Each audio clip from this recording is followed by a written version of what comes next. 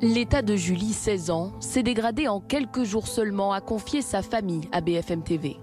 Pour l'adolescente, tout commence par une simple quinte de toux la semaine dernière.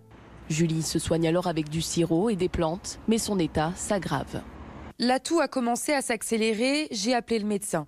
J'ai bien vu que pendant le week-end, elle était en déficience respiratoire. C'était une sportive de haut niveau, elle avait du souffle. Pour son médecin, la situation n'est plus de son ressort. Il contacte alors les pompiers. L'adolescente est prise en charge à l'hôpital de Longjumeau avant d'être transférée en réanimation à l'hôpital Necker à Paris.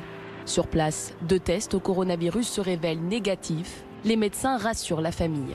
On est passé d'une chambre Covid à une chambre normale quand les 2 tests ont été négatifs. Les médecins étaient auprès d'elle, tout était normal, son cœur fonctionnait. Mais ce soir-là, les résultats du premier test réalisé à Longjumeau tombent. Julie est positive au coronavirus. Dans la nuit, son état s'aggrave.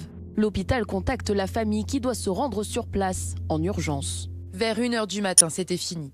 Les médecins étaient atterrés, ils étaient tous en train de tout essayer. Ça peut arriver à n'importe qui et n'importe quand.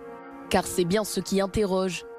Comment une jeune femme a priori en bonne santé a-t-elle pu succomber à une infection au coronavirus? Selon ses proches, depuis le confinement, Julie n'était sortie qu'une seule fois pour faire ses courses. Elle ne présentait aucune comorbidité, c'est-à-dire aucune maladie préexistante pouvant aggraver ou accélérer les symptômes du virus. Mais les médecins le rappellent, dans cette crise sanitaire, aucune personne n'est protégée. Effectivement, les enfants, les jeunes adolescents, les jeunes adultes sont moins touchés et font moins de formes graves que les personnes fragiles ou les personnes âgées, mais l'âge ne protège personne.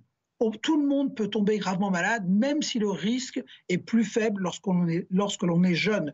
Un message que portent également les habitants de la commune où vivait Julie avec sa famille. Tout le monde est touché.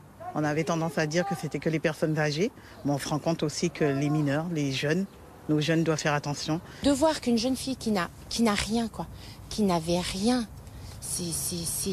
j'ai pas de mots, Tout ce qu'on demande, c'est rester confiné chez vous, restez chez vous, restez chez vous. Les camarades de classe de Julie à Corbeil-Essonnes envisagent un instant de recueillement dès que l'école aura repris. Une cellule d'écoute a été mise en place à distance pour les élèves et les professeurs.